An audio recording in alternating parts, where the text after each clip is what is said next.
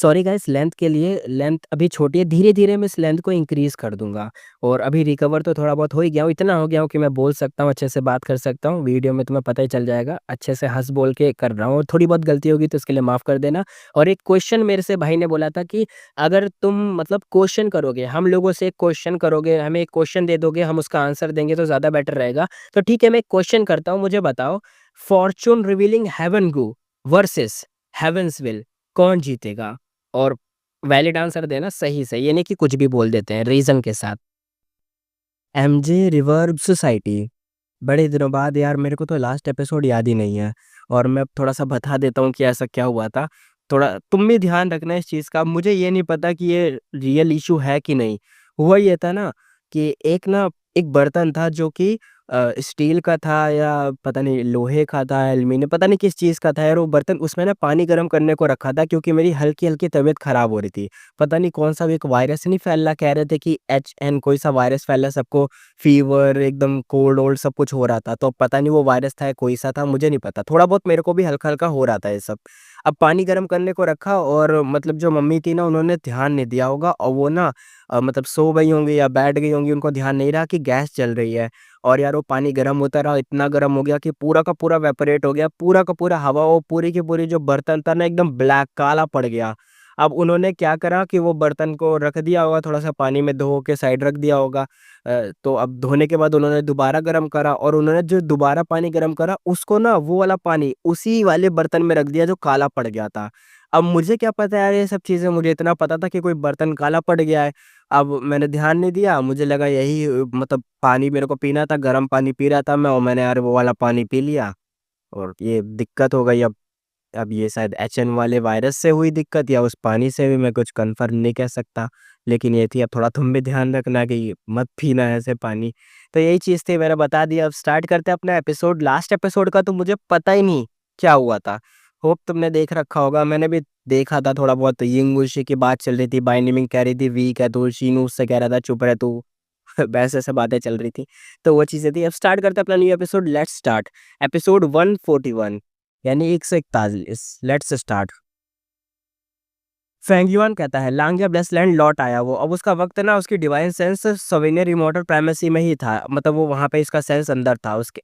अब फेंगयुआन सोचता हुआ कहता है 18 बार चेक कर चुका हूँ, प्रॉब्लम नहीं होनी चाहिए और अगर कुछ इश्यू भी हुआ तो नया अपर एक्सट्रीम हेवेनली ईगल बस डेसोलेट बीच लेवल पर होगा। रेबेलियन भी करे तो डेंजर नहीं होगा। मिनी पर्पल हेवन के अंदर स्काई में एक ईगल नेस्ट फ्लोट कर रहा था। ये वही नेस्ट था जो उसका ईगल था, वो मर गया था ना बीस्ट रैंक 8 का। फिर उसके बाद भाई ने उसका अंडा रख रखा था कि बाद में इसको देखेंगे। तो अब शायद वो अंडे से ना बच्चा निकलने वाला है। अब वो देख रहा है कि मतलब इसके काबू में रहे तो सही है, देखते हैं अब आगे। इसने चीज़ें तो छेड़-छाड़ करी है उसकी मेमोरीज़ में, आगे देखते हैं।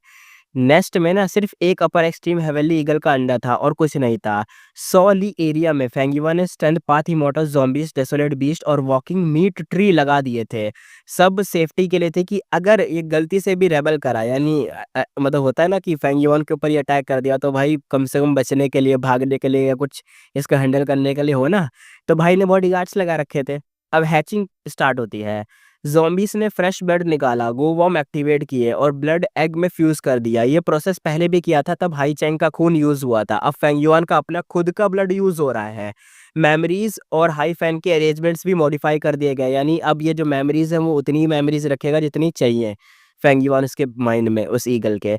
सब स्मूथ गया। 8 दिन 8 रात बाद एग हैच हुआ। बेबी अपर एक्सट्रीम हेवनली ईगल निकल आया। ईगल एकदम चिर्प-चिर्प करके तुरंत ही फेंगिवान पे जंप कर गया, पर असल में फेंगिवान नहीं, एक ज़ॉम्बी था जिसका फेस फेंगिवान का बनाया गया था। ईगल का साइज़ बड़ा था, एक लड़के जितना। उसने फेंगिवान को मतलब अपना पैरेंट माना, उसके आस-पास घूमने लगा और अपने विंग्स को फ्लैप करने लगा, जैसे मतलब होता है ना जैसे मुर्गी के बच्चे, यार चूचू, क्या बोल रही है? Rest in piece.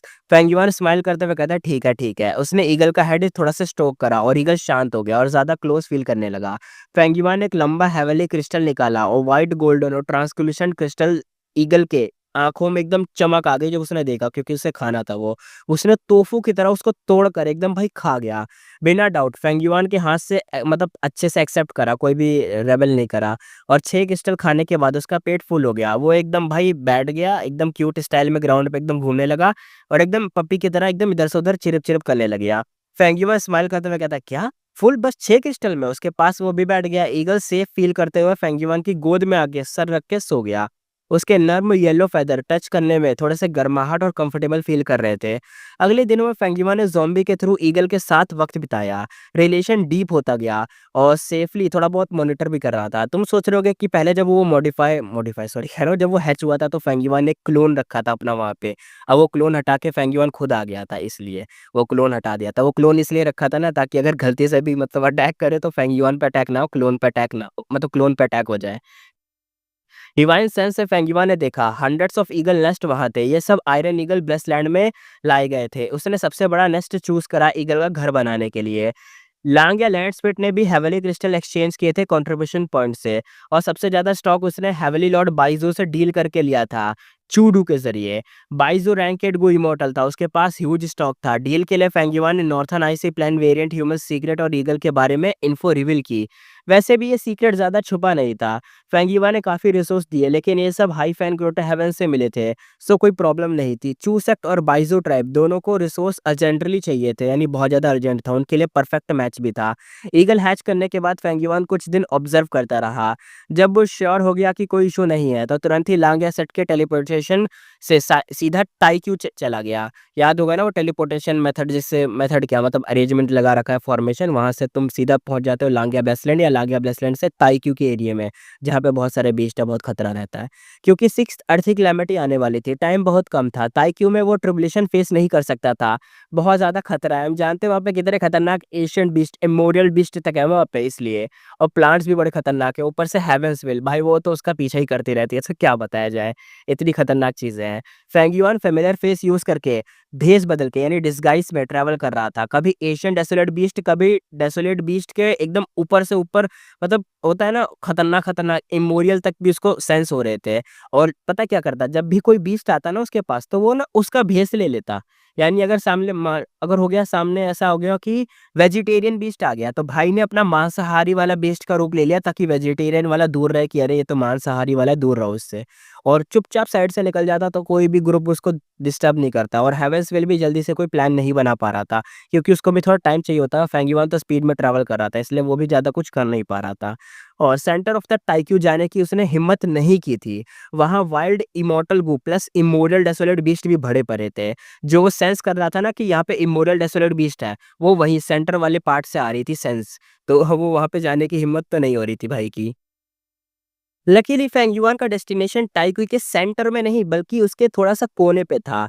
और 3 दिन बाद वो सेफली अपनी जगह पहुंच गया। ग्राउंड अनइवन था, यानी उबड़ खाबड़ होता है ना वैसा।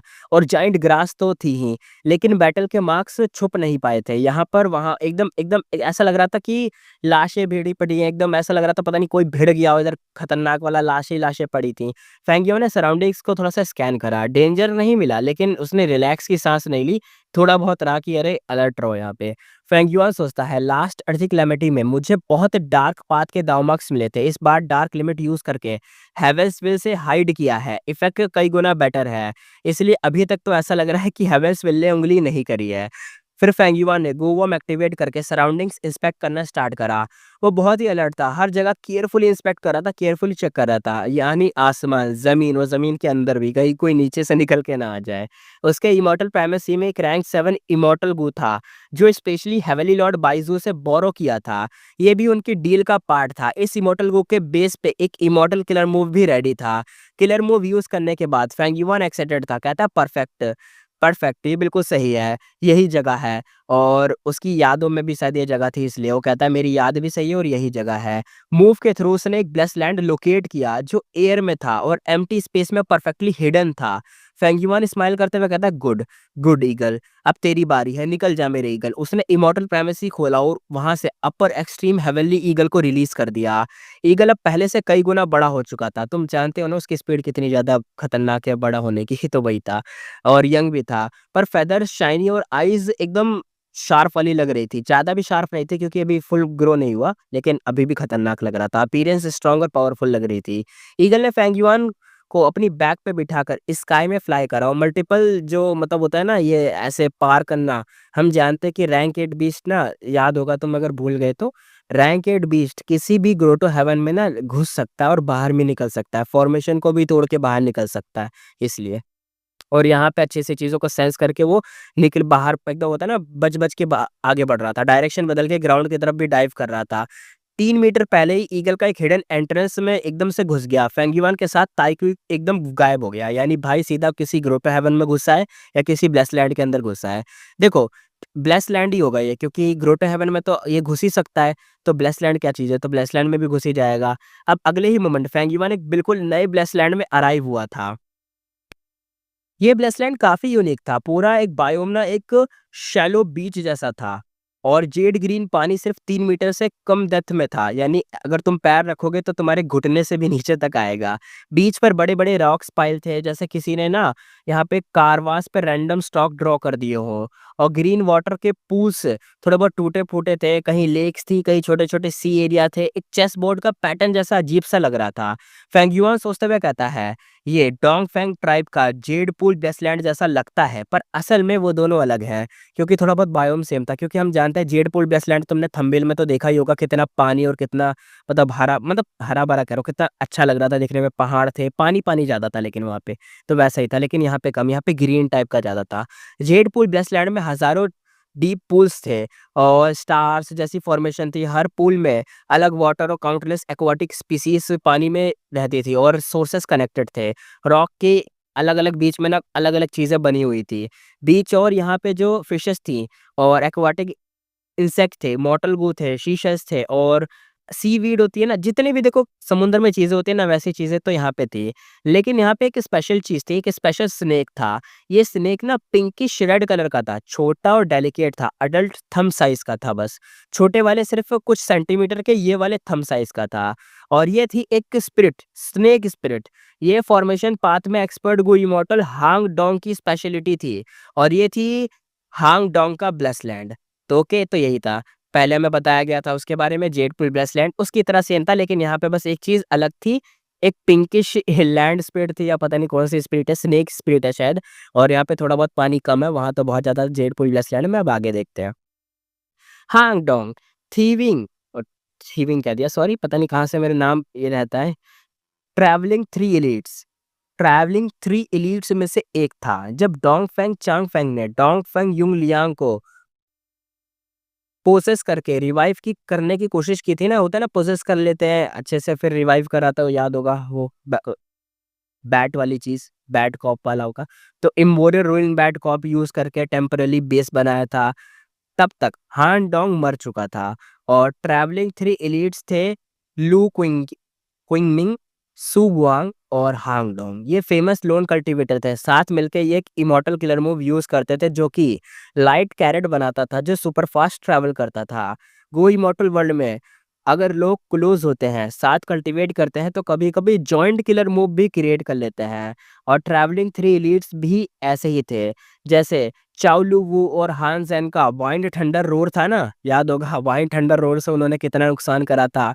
हेवनली लॉर्ड बाइज़ू के एक बंदे को मार दिया था, तो वो कितना गुस्सा हो गया था। फिर एग्रीमेंट हो गया बाद में, तो यही चीज़ है वो। अब आगे देखते हैं। लिू क्विंगमी कौन था ये? ये था वाइंड पाथ का एक्सपर्ट। इसका सिग्नेचर मूव था ईगल्ड विंड। दूसरा बंदा था सु गुआंग, ये लाइट पाथ का गू इमॉर्टल था। अब तीसरा बंदा था हांग डोंग, ये ट्रांसफॉर्मेशन पाथ रैंक 6 गू इमॉर्टल था, इसलिए हांग डोंग ब्लेसलैंड भी रैंक 6 था। फेंगयुआन स्काई में फ्लोट कर रहा था, तब तक एक पिंकिश रेड स्पिरिट स्नेक उसके पास एकदम से आया, एकदम रेंगते हुए। स्नेक हिसिस कर रहा था, उसका बॉडी ट्रांसकुलेशन था, कोई स्केल्स नहीं थे। अंदर एक रेड लाइन और हेड टू टेल बॉडी को होल्ड कर रही थी। उसकी हिस्स हॉस्टाइल थी, यानी खतरनाक वाली थोड़ी, पर ये अलग था। फेंगयुआन उसकी बात समझ गया। स्नेक के जो वर्ड्स थे वो कहता है, स्नेक बोलता है, "तू कौन है? मेरे घर में क्यों आया है? जल्दी निकल जा, यहाँ वेलकम नहीं है।" फेंगयुआन स्माइल करते हुए कहता है, "मैं यहाँ आया हूँ क्योंकि मुझे तुम्हारा मास्टर बनना है। तुम्हारे कंडीशंस क्या हैं?" स्नेक हिसेस करके एकदम एंग्री रिएक्ट करने लगा। फेंगयुआन अंदर से खुश था, तो कहता है, "तो हान डोंग की डेथ ऑब्सेशन लिu मिंग और शु गुआंग से लिंक्ड थे। ओके, मतलब शायद यहाँ पे लिu मिंग या शु गुआंग यहाँ पे आके मास्टर बन सकते हैं या कुछ और करना पड़ेगा, देखते हैं। ये ब्लेस्ड लैंड की कंडीशन सिंपल पर स्ट्रिक्ट थी। ये स्पिरिट स्नेक असल में लैंड स्पिरिट था, हान डोंग की डेथ ऑब्सेशन और हेवनली पावर से बना हुआ। ये सिर्फ लिu क्विंग क्विंगमिंग और सू गुआंग को ही ओनर मानता था। यही हान डोंग मरने के बाद भी अपने 2 फ्रेंड्स को अपना सब कुछ देना चाहता था। फेंग यूआन थोड़ा-सा एक्टिंग करते हुए कहता है, ठीक है, मैं ल्यू किंगमू को लेकर आऊँगा, हम अच्छे दोस्त हैं। स्नेक एक्साइटेड हो गया, कहता है सच में? तुम ल्यू किंगमी को ढूँढ सकते हो? वंडरफुल। फेंग यूआन थोड़ा-सा अब अपने झूठ को कंटिन्यू करते हुए कहता है, वो नियर बाय ही है, पास में ही। तुम्हारी डेथ के बाद ना ल्यू किंगमिंग और सू गुआंग हमेशा तुम्हें याद करते रहे। ताई कोई डेंजरस था, इसीलिए उन्होंने मुझे हेल्प के लिए भेजा है। अब फाइनली हम तुम्हें ढूँढ पाए हैं। स्नेक की बॉडी कॉइल करके एकदम सुपर एक्साइटेड हो गया। उसने फेंग युआन से एग्रीमेंट करा और फ्यू मिनट्स में ही ल्यू किंगमी आने वाला है। मतलब अब देखते हैं आगे। स्नेक थोड़ा-सा हैप्पी था, वो कहता है थैंक्स, तुम बहुत अच्छे हो। उसने एंट्रेंस खोला और फेंग युआन को बाहर भेज दिया। अब स्नेक थोड़ा-सा बैठ गया, वो कहता है तुम ज़रूर ल्यू किंगमी को लेके आओगे। एंट्रेंस क्लोज़ हो गया और वो बंद हो गया, वो चला गया। फेंग युआन ने ईगल को स्टोर किया और फ़ैमिलियर फेस से अपना रूप ल्यू किंगमू बना लिया और वापस आया। थोड़ा वेट करा और एंट्रेंस दोबारा से ओपन हो गई। स्नेक कहता है, लॉर्ड ल्यू किंगमी। उसने एकदम भाई रोते-रोते आँखों से आँसू टपक रहे तो एकदम चिपके जा रहा था, रो पड़ा था। फेंग युआन ने उसको थोड़ा-सा कंसोल करा। स्नेक का मूड थोड़ा-सा बेटर हुआ। स्नेक थोड़ा पूछते हुए कहता है, लॉर्ड ल्यू किंगमू, जो बंदा तुम्हें यहाँ लाया वो कहाँ है? वो बहुत ही अच्छा इंसान है। फेंग युआन थोड़ा-सा अपने झूठ को दोबारा बोलता है, वो हेल्पफुल है और डिपेंडेबल बंदा है, अपना काम करके चला गया, यहाँ रुक के कोई मतलब तो था नहीं, सो चला गया। स्नेक उस बात को मान गया, फ़ैमिलियर फेस हम जानते हैं ना, वो रियल समझ रहा था। इमीडिएटली उसने ऐसा मान लिया कि लू किंगमू ही अपना मतलब असली वाला है। फेंग युआन समझ रहे हो ना तुम, सही बात है। एक्सेप्ट भी कर लिया मास्टर। स्नेक थोड़ा-सा हिस करके कहता है, अब से इस ब्लेस्ड लैंड में आप ही ओनर हैं। फेंग युआन स्माइल करते हुए कहता है, ग्रेट, लेकिन मैंने डिसाइड किया है कि ये ब्लेस्ड लैंड उस दोस्त को दे दूँगा जो तुम्हें यहाँ लाया है। स्नेक एकदम से शॉक्ड हो गया, वो कहता है हिस? फेंग युआन शांत होते हुए कहता है, थोड़ा शांत करते हुए, मैं अब ओनर हूँ, मुझे ये राइट है ना? स्नेक थोड़ा-सा सैडली कहता है हिस। उसने अपने हेड को डाउन करके फेंग युआन की बात को एक्सेप्ट कर लिया। Feng yuan immediately familiar face remove करके अपने ओरिजिनल रूप में आ गया। लो उसके सामने ही आ गया। ओह सॉरी पहले बंदा अपना यहाँ से निकल गया, यहाँ पे उसके सामने नहीं आया। पहले फेंग युआन यहाँ से तुरंत निकल गया, फ़ैमिलियर फेस हटाया, अपने असली रूप में आया और स्मूथली वापस एंटर कर गया। और लैंड स्पीड ने जो स्नेक स्पीड थी उसने उसे मास्टर मान लिया। झूठ बोलने की हद होती है भाई। स्नेक हिसिस करके कहता है, आज से तुम इस ब्लेस्ड लैंड के ओनर हो। मुझे दुःख है पर ये लॉर्ड ल्यू किंगमी का ही इच्छा थी। फेंग युआन और भी शॉक देने वाले वर्ड्स कहता है, अब तुम मुझे मास्टर मानते हो तो मेरी हेल्प करो, इस ब्लेस्ड लैंड को मेरे इमॉर्टल प्राइमेसी में मर्ज कर दो। स्नेक एकदम से स्टन्ड रह गया, क्या? क्या? क्यों करना होगा? अगर ऐसा हुआ तो मैं तो खत्म हो जाऊँगा। फेंग युआन शांत होते हुए कहता है, मुझे पता है, लेकिन ब्लेस्ड लैंड फ्यूज़ करके मैं मल्टीपल कैलेमिटीज़ और ट्रिब्यूलेशन स्किप कर पाऊँगा, मेरे लिए बहुत ही हेल्पफुल होगा। स्नेक रियलाइज़ करता है, लेकिन थोड़ा-सा एनेक्स करने के लिए तुम्हें ट्रांसफॉर्मेशन पाथ मास्टर होना चाहिए ना, तभी तो तुम कुछ कर पाओगे। अ, मतलब ये वही कहना चाह रहा है, देखो अगर समझ नहीं आया, ये स्नेक कैसे बना? इसका जो ओनर था वो कौन था? ट्रांसफॉर्मेशन पाथ का बंदा था ना, हांग डोंग। अब भाई अगर किसी को भी ये ब्लेस्ड चाहिए तो उस बंदे को भी ट्रांसफॉर्मेशन पाथ का होना पड़ेगा, तो ये वही कह रहा है, लेकिन इसको क्या पता अपना फेंग युआन के पास हर मतलब मल्टीपल पाथ है उसके पास, हर पाथ का बंदा है अपना Feng yuan. Feng yuan move करते हुए कहता है, मैं प्राइमरी ट्रांसफॉर्मेशन पाथ कल्टीवेट करता हूँ, मैं ग्रैंड मास्टर हूँ। स्नेक ने पूरी होप लूज़ कर दी, ग्राउंड पे हेड झुका दिया। कहता है ठीक है, तुम ओनर हो, जो चाहो कर सकते हो, मैं कोऑपरेट करूँगा। इमॉर्टल प्राइमेसी एनेक्स करना पॉसिबल था, पर कुछ रूल्स थे, जैसा जैसे मतलब ये होता है, छोटे प्राइमेसी बड़े को एनगल्फ नहीं कर सकते। यानी अगर तुम्हारा प्राइमेसी छोटा है और ये जो ब्लेस्ड लैंड है ये तुम्हारे प्राइमेसी से बड़ा है, तो भाई तुम उसको कैसे निगलोगे? मुँह होगा ही नहीं तुम्हारे पास इतना बड़ा, है ना? तो तुम्हारा बड़ा होना चाहिए। हैं? क्या बोल दिया मैंने? और दूसरा, डेड प्राइमेसी डिवॉल्वर नहीं कर सकते, तो समझ ही गए होंगे। और एनेक्स करने के लिए अटेनमेंट लेवल चाहिए क्या? रैंक 6 ब्लेस्ड लैंड को अगर तुम्हें अपने अंदर एब्ज़ॉर्ब करना है तो भाई तुम्हारा अटेनमेंट लेवल होना चाहिए मास्टर अटेनमेंट। कौन-सा अटेनमेंट? जिस प्रकार का तुम ब्लेस्ड लैंड एब्ज़ॉर्ब कर रहे हो। दूसरा, रैंक 7 ब्लेस्ड लैंड अगर है तुम्हारे पास, मतलब तुम्हें उसको करना है, तो तुम्हारा अटेनमेंट लेवल होना चाहिए ग्रैंड मास्टर। और अगर तुम मतलब रैंक 8 का ग्रोटो हेवन अपने अंदर मर्ज करना चाहते हो, तो भाई तुम्हारा अटेनमेंट लेवल होना चाहिए ग्रेट ग्रैंड मास्टर। और उसी पाथ के हिसाब से आगे देखते हैं। अगर ये कंडीशन पूरी हो तो किसी का भी प्राइमेसी डिवॉल्वर करके अपने इमॉर्टल प्राइमेसी का पार्ट बनाया जा सकता था। बेनिफिट क्या होते हैं? एनेक्स्ड लैंड के सारे रिसोर्स बिना रिलोकेट किए ट्रांसफर हो जाते हैं। दाव मार्क का जो पोर्शन है वो भी मिलता है, यानी जितने दाव मार्क उसमें थे वो तुम्हें मिल जाते हैं। सबसे बड़ा फायदा क्या होता है? क्लैमिटी से ट्रबुलेशन स्किप हो जाती है कुछ टाइम के लिए, कुछ टाइम के लिए। एग्जाम्पल, सेंट्रल कॉन्टिनेंट की हु इमॉर्टल एंस्लेमन पाथ की थी। फिफ्थ अर्थ कैलेमिटी में ब्लू चार्म लाइटनिंग शैडो की वजह से मर गई।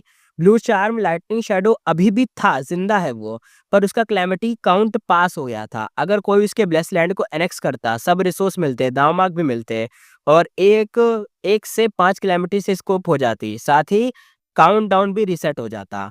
यानी इतना सिंपल समझो कि मान लो मैं हूँ, मेरे पास ना, मैंने क्या करा, मैंने ना कम से कम 2 कैलेमिटीज़ झेल रखी हैं और मैं खत्म हो गया, मेरी ब्लेस्ड लैंड बन गया मेरा। अब तुमने क्या करा, तुम हो, तुम आए, तुमने अगर मेरा मतलब एब्ज़ॉर्ब कर लिया मेरा ब्लेस्ड लैंड, तो मैंने तो देखो 2 कैलेमिटीज़ झेली थी, तो तुम्हें क्या होगा, तुम्हें 2 कैलेमिटीज़ नहीं झेलनी पड़ेंगी, तुम्हारी स्किप हो जाएँगी। यानी अगर तुम्हें अपने पास से 6 कैलेमिटीज़ झेलनी थी, तुमने 1 झेल रखी है, तुम्हें 5 और झेलनी है, लेकिन तुमने मुझे एब्ज़ॉर्ब कर लिया, तो तुमने 2 स्किप कर दी, अब तुम्हें 3 ही झेलनी है। समझ गए होगे, तो ये चीज़ थी। आगे देखते हैं, सीन यहाँ पे शिफ्ट होता है southern border, Z port mountain पर। यंग वुल्शी का ग्रुप माउंटेन के अंदर आया। बाइनमिंग शॉक होते हुए कहती है, सोचने वाली बात है, बाहर Z port mountain Z soil और ब्यूटीफुल जेड के लिए फेमस है, पर अंदर तो प्योर आइसलैंड है, बिल्कुल अलग वर्ल्ड है।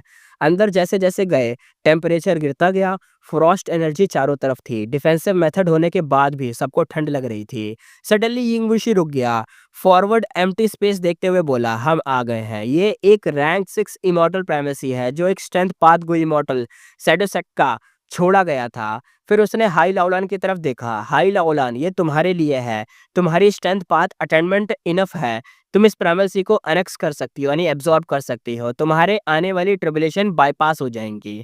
यानी ये भी लोग वही कर रहे थे जो फैंगी वन कर रहा है। हाई लाओलान का एक्सप्रेशन चेंज हो गया, उसके पास great strength true martial physique थी, जो 10 एक्सट्रीम फिजिक में से एक थी। उसके ट्रिबुलेशन बहुत ही ज़्यादा टेरिफाइंग होती थी, एनेक्स करके उसका प्रॉब्लम सॉल्व कर सकती थी, पर इसका मतलब था अपने लॉन्ग टर्म ग्रोथ को पोटेंशियल सेक्रीफाइस करके शॉर्ट टर्म सर्वाइवल लेना। वो हेसिटेट हुई, पर फाइनली अपने दांतों को दबा के आगे बढ़ गई कि चलो कर ही लेते हैं। यंग वुल्शी अंदर ही अंदर सेटिस्फाई था, कहता है कल्टीवेशन में लॉन्ग टर्म ग्रोथ चेस करना वाइस नहीं है, यानी अच्छी सोच नहीं है। अगर तुम सर्वाइव नहीं कर पाई तो फ्यूचर का क्या फायदा। फिक्र मत करो, इस ब्लेस्ड लैंड में स्ट्रेंथ पाथ दावमार्क्स तुम्हारी फिजिक ट्रिबुलेशन से कम नहीं। शैडो सेट की मेथड से तुम सोच भी नहीं सकते, कितना एब्जॉर्ब कर पाओगी वो तुम्हारी किस्मत पर डिपेंड करेगा। लेकिन याद रखो, ये जो एनेक्स्ड प्राइमल सी से दाव मार्क्स हमेशा कुछ कम ही मिलते हैं। ये उससे कम होते हैं जो एक गो इमॉर्टल की कॉर्प्स अपने प्राइमेसी में डालकर नेचुरली ब्रेक डाउन करने से मिलता है। यानी भाई सिंपल तरीके से कह रहा है कि अगर तुम्हारे पास उस बंदे की बॉडी है, यानी देखो प्लस लैंड कैसे बनता है, जब बंदा मर जाता है, बंदा तो मर गया, तो बंदे की अगर बॉडी भी है, ब्लेस लैंड भी है, दोनों चीजें हैं, तो तुम्हें पूरे के पूरे दाव मार्क मिलेंगे जितने होते हैं। यानी एक ब्लेस लैंड के अंदर अगर 60 दाव मार्क है तो बॉडी के अंदर 40 होंगे। तुमने अगर ब्लेस लैंड एब्जॉर्ब कर लिया तो तुम्हें 40 दाव मार्क तो नहीं मिलेंगे, सिर्फ 60 ही मिलेंगे, क्योंकि ब्लेस लैंड के थे। 40 तुम्हें कैसे मिलेंगे अगर तुम बॉडी को भी जैसे तैसे उससे निकलवा लोगी। तो यही कहना चाह रहा था अपना भाई की बॉडी तो यहाँ पे नहीं है, जितना तुम एब्जॉर्ब कर पाओ वो कर लो। आगे देखते हैं, हाई लाउलन का बॉडी थोड़ा सा शेक हुआ, वो थोड़ा सा एंटिसिपेशन और हैवी हो गया। यंग वुल्शी सोचता हुआ कहता है, ऑफ कोर्स समीनियर इमॉर्टल बॉडी की except form all of this. यानी वो फिर से तारीफ कर देता है अपनी चीज की कि जो फेंगयुआन के पास बॉडी है भाई, वो तो सबसे खतरनाक है, वो तो पूरा का पूरा सब एब्जॉर्ब भी कर लेगी जितना चाहिए, और हर बात का एब्जॉर्ब कर सकती है। चाहे ग्रोटो हेवन हो वो भी अब्ज़ॉर्ब कर लेगी, लेकिन बस यही एक शर्त है कि अगर फेंगयुआन का अटेनमेंट लेवल हो गया ग्रेट ग्रैंड मास्टर, तो फिर वो पूरा का पूरा ग्रोटो हेवन अब्ज़ॉर्ब कर जाएगा, क्योंकि भाई उसका जो ब्लेस्ड लैंड है या ग्रोटो हेवन है, जो भी कह लो, सबसे पावरफुल है, क्योंकि उसका साइज़ इतना बड़ा है कि वो सबको खा जाए।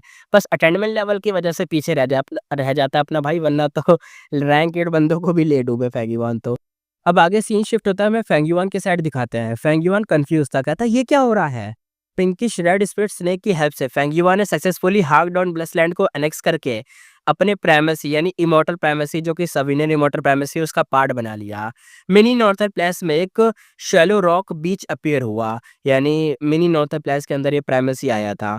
तो अब बीच पे जेड ग्रीन पानी था, जिसमें फिश और मतलब वो जो चीजें थी अंदर, वही जीवन सीवीड सब कुछ दिख रहा था, और रॉक के पे वही कलाएँ बनी हुई थी, सीवीड थी, साथ में हर चीज़ें थी, जो वहाँ पे थी वो यहाँ पे आ चुकी थी, शीशे सब कुछ आ चुके थे। बहुत सारे पिंकिश रेड स्पिरिट स्नेक घूम रहे थे, कुछ सोलो क्रेविस एक्सप्लोर कर रहे थे, कुछ ग्रुप्स में वाटर में स्विम कर रहे थे, जैसे रेड थ्रेड्स की बॉल हो, कुछ ग्रुप्स में हंड्रेड्स में थे। फुल ग्रैंड सीन था देखने में। एक डेसोलेट बीस्ट स्नेक भी था, जो एक रॉक पे बैठा हुआ था। ब्लेसलैंड एक्स होने के बाद वो भी मतलब वो भी नहीं जागा था, वो वैसे क्या वैसे ही था, यानी एकदम ऐसे एब्ज़ॉर्ब करा भाई ने कि जैसे पता ही नहीं चला यहाँ पे आ गया हो, शिफ्ट हो गया हो। अब यहाँ पे क्या हुआ, एसिमिलेशन परफेक्ट था। नॉर्मली अगर फेंगीवा रिसोर्स को अलग ले जाता तो उसे रिवर्स को डिग करके हैबिटेट बनाना पड़ता, एनवायरनमेंट और दामाग को थोड़ा बहुत करना पड़ता है, मतलब होता है ना अरेंजमेंट करने पड़ते, सब कुछ होता है, एडजस्ट एडजस्ट करना पड़ता। जैसे जैसे हाई फैन गोटा हेवन के रिसोर्स के साथ हुआ था, जो उसे बार-बार बेचने पड़े थे, वैसा सीन होता। लेकिन अब क्या हुआ, डायरेक्ट एनेक्स करना यानी अब्ज़ॉर्ब करना, सारा काम ईज़ी हो गया, पूरा एनवायरनमेंट शिफ्ट हो गया था, इसलिए 100% एफिशिएंसी के साथ हांग डोंग की लाइफ टाइम एक्यूमुलेशन सीधा भाई ने अब्ज़ॉर्ब कर ली थी इंस्टेंटली। फेंगीवा थोड़ा-सा एक्सेस करते हुए कहता है, हांग डोंग ब्लेसलैंड की सबसे वैल्यूएबल चीज़ स्पिट स्नेक हैं, वो ऑलरेडी डेसोलेट बीस्ट लेवल तक नरिश कर चुके हैं। ब्लेसलैंड ग्रो मतलब एक तरीके से लो ग्रेड है, फिर भी ये डेवलपमेंट आउटस्टैंडिंग है। अब फेंगीवान उसके बिज़नेस को इनहेरिट करके ये स्पिरिट स्नेक है ना वो बेच सकता था। ये म्यूटेटेड बीस्ट थे जिनका peak Asian dessert beast level तक हो सकता था, और रॉक बीच का प्रॉफिट मिनी ब्लू हेवन का स्टार फ्रेगमेंट ग्रास फील्ड से भी ज़्यादा था। यानी अच्छा खासा प्रॉफिट यहाँ से कमाया जा सकता था। लेकिन सबसे स्ट्रेंज बात थी लैंड स्पिट, वो पिंकिश रेड स्नेक अभी भी ज़िंदा था। लो, अब मुझे समझ आ रहा है कि यिंग वुशी ने क्यों बोला था कि सेमिनल रिमोटर प्राइमेस से सबसे खतरनाक है। वो सबसे ऊपर है इसलिए। देखो लैंडस्वीट मरा ही नहीं, ये क्या नॉर्मली एनेक्स होने के बाद लैंडस्वीट मर जाता है। ये गो इमोर्टल वर्ल्ड का कॉमन नॉलेज है जो सबको पता है। स्नेक कंफ्यूज एकदम हिसिस कर रहा था। ये कहता है ये क्या हो रहा है? मैं ज़िंदा कैसे हूँ? फेंगयुआन शॉक्ड था क्योंकि वो मेंटली प्रिपेयर्ड था कि इस स्पिरिट को सैक्रिफाइस करने के लिए, मतलब सैक्रिफाइस करना है और ये ज़िंदा तो रहेगा नहीं। तो कोई नहीं, बस ये सोच रखा था, लेकिन भाई ने जब उसे ज़िंदा देखा तो हिल गया। लेकिन यहाँ पे सेवेनरी मोटर प्राइमेसी का लॉजिक बड़ा लगता है। अब देखते हैं फेंगयुआन की विल ह्यूमन फॉर्म में बीच पर डिसेंड हुई। स्नेक खुशी के साथ एकदम भाई उसके पास आया, कहा मास्टर मैं अभी भी जिंदा हूँ, आप अमेजिंग हो। फेंगयुआन हंसते हुए कहता ऑफ कोर्स ये मेरा सीक्रेट आर्ट है। देख रहे हो, देख रहे हो तेजी भाई की। भाई को खुद कुछ नहीं पता है लेकिन कह रहे हैं भाई ये मेरा सीक्रेट आर्ट है। पूरे गू इमॉर्टल वर्ल्ड में सबसे यूनिक है। तुम सोचते हो मैं तुम्हें हार्म करूंगा? तुम लॉयल हो, सेक्रीफाइस रेडी थे, इसलिए तुम डिजर्व करते हो। स्नेक थोड़ा-सा आइज़ शाइन हो गई, एडमायर करने लगा, "वाओ मास्टर, आप हेवन से भी हायर टैलेंट वाले हो, आपने तो रूल ही पलट दिया। मैं ब्लेसलैंड हूँ, मतलब आप में मतलब ये ब्लेसलैंड मैं हूँ, आप ही मेरे मास्टर हो।" फेंगयुआन आगे कहता है, "ये पहली बार है मैंने सीक्रेट आर्ट यूज़ करा है। ठीक है? और तुम्हारे पास अब कितना कंट्रोल है इस बीच का ये बताओ?" स्नेक कहता है सेम एज़ बिफोर मास्टर, जैसे पहले था, आप तो अमेजिंग हो, उतना ही कंट्रोल है मेरे पास। फेंगयुआन कहता है और कोई एरिया कंट्रोल कर सकते हो? स्नेक कहता है मास्टर नहीं, मैं और कुछ नहीं, बस इतना जितना मैं पहले कर सकता था उतना ही कर सकता हूँ। फेंगयुआन कहता है ट्राई करके रॉक बीच से बाहर जाओ। स्नेक ने ट्राई करा पर वो बिल्कुल बाहर ही नहीं जा पाया, यानी एकदम आइसोलेटेड हो गया भाई वो। फेंगयुआन सोचता हुआ कहता है तो स्नेक सिर्फ रॉक बीच मैनेज कर पाएगा। मैं चाहता था कि कोई लिटिल हु इमॉर्टल जैसा सेमिनल इमॉर्टल प्राइमेसी मैनेज करे, क्योंकि ये जगह बहुत बड़ी है। मेरा टाइम एनर्जी वेस्ट होता है इधर से उधर जाने में। तुम समझ सकते हो क्योंकि यहाँ पे लैंड स्पीड है नहीं तो फेंगयुआन को टेलीपोर्ट कौन करेगा? भाई को ऐसे ही उड़ के जाना पड़ता है, और देख रहे हो 4 लाख किलोमीटर साथ में करीबन 9 हेवन्स है भाई के पास। तो है दिक्कत वाली बात है, भाई को ऊपर-नीचे करना पड़ता है इधर से उधर। बहुत ज़्यादा ट्रैवल है इसलिए दिक्कत होती है, एनर्जी वेस्ट होती है। लेकिन अब स्नेक मिनी नॉर्थर्न प्लेस में थोड़ा हिस्सा मैनेज कर सकता था, लेकिन पूरा नॉर्थर्न प्लेस मैनेज नहीं कर सकता था। फिर भी फ्रैंकीमन ने सेटल कर दिया, कहता है ठीक है, कम से कम रॉक बीच का फुल केयर तो ये कर ही लेगा ना, यहाँ पे मुझे कोई दिक्कत वाली बात ही नहीं होगी। और इश्यू भी इंस्टेंटली मतलब चीज़ें होगी तो सेंस करेगा और मुझे कंप्लेंट करेगा, और मेरे को देखने की ज़रूरत नहीं पड़ेगी, इसको मैं बता दूँगा, ये सब कर देगा। यानी एक तरीके से ये जो लैंड स्प्लिट है ना, ये हो सकता है कि बेच भी दे। ये पूरा बिज़नेस ये हैंडल करे। एक तरीके से भाई ने वर्कर रख लिया यहाँ पे, तो कुछ करने की ज़रूरत नहीं पड़ेगी। वाह भाई! इसका एक और फ़ायदा अब पता चल रहा है। दूसरा शौक दाओमाक का था। फेंगयुआन कहता है मैंने हांग डोंग ब्लेसलैंड पूरा का पूरा एब्ज़ॉर्ब करा। मुझे उसके सारे दाओमाक मिल गए। ये कैसे पॉसिबल है? नॉर्मली एनेक्स करने पर दाओमाक ग्रेटली रिड्यूस हो जाते हैं, पर यहाँ फेंगयुआन ने सब एब्ज़ॉर्ब कर लिए सारे के सारे। होता है ना, 60 दाओमाक हैं, तुमने एब्ज़ॉर्ब करे तो तुम नहीं कर पाते, तुम्हारी बॉडी इतनी अच्छी नहीं है, तुम्हारी चीज़ें इतनी अच्छी नहीं है तो नहीं हो पाता। लेकिन भाई ने पूरा एब्ज़ॉर्ब कर लिया। एनेक्स से पहले यानी एब्ज़ॉर्ब से पहले उसने एक तरीके से होता है ना परसीवेबल दाव इमॉर्टल वो इंस्पेक्ट किया था। ट्रांसफॉर्मेशन पाथ के जो दाव मार्क्स थे वो 7000 सबसे ज़्यादा यही पहुँच गए थे। वाटर और अर्थ पाथ के 10,000 थे, 10-10 है ना? और टाइम, स्पेस, फायर और दूसरे के सारे जितने भी थे वो सारे के सारे 100 से कम ही थे या 100 थे। एनएक्स यानी अब्ज़ॉर्ब करने के बाद सब दामाक कंप्लीटली अब्ज़ॉर्ब हो गए और टेस्ट करके भी कन्फर्म हुआ कि हाँ, जो कैलकुलेशन है वो बिल्कुल बिल्कुल परफेक्ट है। फेंगुआ रियलाइज़ करते हुए कहते हैं समझ गया, सविनर इमॉर्टल बॉडी का नॉन कन्फ्लिक्टिंग दामाक ट्रांस की वजह से ऐसा हुआ है। मतलब ये जो ट्रेट है एक तरीके से ट्रांस कह दिया सॉरी ट्रेट मतलब ये एक एबिलिटी है इसके पास, ये जो सविनर इमॉर्टल प्राइमेसी है इसके पास एक एबिलिटी है, इसकी वजह से ऐसा हुआ है। अब आगे देखते हैं। नॉर्मल कोई इमॉर्टल्स चाहे वो 10 एक्सट्रीम फिजिक वाले ही क्यों ना हो, जब इमॉर्टल प्राइमेसी एनेक्स करते हैं, एब्जॉर्ब करते हैं तो उन्हें दावमार्क कॉन्फ्लिक्ट फेस करना पड़ता है। दावमार्क्स घर के ओनर्स होते हैं, एनेक्स दावमार्क्स गेस्ट होते हैं। इसलिए अगर गेस्ट घर में घुसकर ओनर बनने की कोशिश करे तो क्या होगा, ओरिजिनल ओनर उन्हें निकाल देता है। सिर्फ वही गेस्ट अंदर रुकते हैं जो ओनर की नेचर के साथ मैच करते हैं। मतलब सेम पाथ के दावमार्क होंगे तभी वो मैच करेंगे, अदरवाइज कॉन्फ्लिक्ट होगा। लेकिन अगर फेंगिवान का सेमिनर इमॉर्टल बॉडी टोटली यहाँ पे चीज़ों को डिफरेंट करता है। उसका घर ओपन था, सब गेस्ट को अलाउ करता था, दावमार्क कॉन्फ्लिक्ट नहीं करते थे, तो ओरिजिनल ओनर सबको न्यू कॉमर रख सकता था विदाउट इशू। फेंगिवान रियलाइज करता है ये बॉडी ऑल एकम्प्रेसिंग है, एक पासिंग है, मतलब सिर्फ दावमार्क ही नहीं, नॉन कॉन्फ्लिक्टिंग ही नहीं, लैंड स्पीड भी एब्जॉर्ब करता है। ये वर्ल्ड के जैसा है, जो भी आए सबको कंटेन कर लेता है। उस मोमेंट पे फेंगिवान को स्पेक्ट्रा सोल डीमन वल्नरेबल की मतलब फोर्टिट्यूड और रेसोल्यूशन का एक ग्लिम्स फील हुआ कि भाई था, भाई वो एक बंदा था, क्या जिंदा अभी भी है वो लेकिन भाई के लगे हुए हैं। सविनर इमॉर्टल बॉडी बनी थी सविनर इमॉर्टल फेटेस्कू से, जो स्पेक्ट्रा सोल ने अकेले रिड्यूस किया था, बहुत सारा टाइम, एफर्ट और रिसोर्स वेस्ट करके और डेंजर फेस करके रिफाइन किया था। ये इमॉर्टल को उसके एक तरीके से बिलीफ और माइंडसेट का एक तरीके से एक होता है ना रूप था, एक एक वर्जन था मान लो। फेंगयुआन अंदर से प्रेस करता हुआ कहता है spectral soul demon vulnerable killing के थ्रू एपेक्स तक पहुंचा था, यानी मार काट में सबसे आगे। उसने सोल पाथ क्रिएट किया और दुनिया में इनविंसिबल था, लेकिन डेथ के बाद जब उसका सोल लाइफ और डेथ के डोर तक गया, उसने अपनी लाइफ टाइम लिमिट्स को तोड़ दी। उसका स्टेट एक समुंदर जैसा था जिसमें सब रिवर्स फ्लो हो जाती थी और एक तरीके से ऑल एनकम्पासिंग ट्रूली इनक्रेडिबल था। हाँ, नॉन कॉन्फ्लिक्टिंग दावमार्क से फेंगयुआन का बॉडी फ्रजाइल बनाया था, लेकिन उसके एडवांटेजेस बहुत ज़्यादा थे और वीकनेसेस को तो अपनी डिफेंसिव मेथड से कवर कर लेता था। यानी वीकनेस इतनी कम कि आराम से कवर हो जाए, फ़ायदा इतना ज़्यादा कि फ़ायदा ही फ़ायदा। सरकार ही अपनी ऐसी मान लो। हांग डोंग ब्लेसलैंड एनेक्स करने के बाद फेंगयुआन का सबसे बड़ा प्रॉफिट उसका मेन ऑब्जेक्टिव भी था, जैसे क्लैमिटीज और ट्रिब्यूलेशन को स्किप करना, जो कि सक्सेसफुल रहा। ओरिजिनली उसकी 6th अर्थी क्लैमिटी आने वाली थी, लेकिन एनेक्स के बाद वो स्किप हो गई और काउंटडाउन रीसेट हो गया। उसने डायरेक्टली 4 क्लैमिटीज जंप कर ली।